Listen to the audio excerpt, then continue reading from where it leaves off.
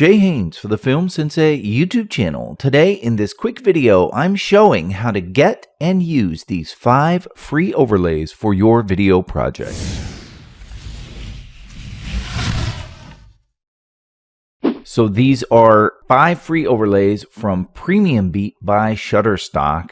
I will leave a link in the description of this video, and if you scroll down to the bottom, then you will find a link that you can click and download these overlays with. You can use these in any video editing software you like. In this video, I'm using HitFilm. To use any of these overlays, start by placing your base footage on the editor timeline. Then place the overlay footage on a layer above it.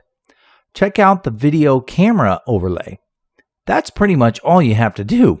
That was easy. For the DSLR viewfinder overlay, I'm going to create a freeze frame effect after the shutter animation happens. Also, I think I'll keyframe a blur effect in to make it look like the camera is focusing. Regarding the video chat overlay, you won't actually see your base clip appear until a few seconds into the animation. It's sort of like it's still logging in. To use the CCTV overlay, change its blend mode from normal to hard light. Then feel free to add other effects to your base layer as needed. In this example, I'm going to desaturate this clip to make it black and white, and I think I'll add a bit of contrast as well.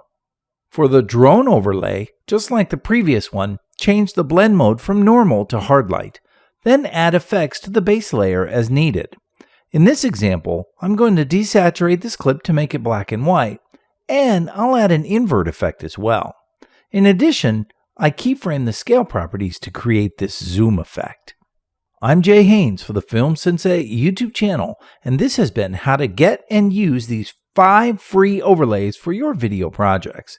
If you enjoyed this video, please leave a like, and don't forget to subscribe to the channel, ringing the bell icon for notifications so you won't miss a thing. Thanks for watching.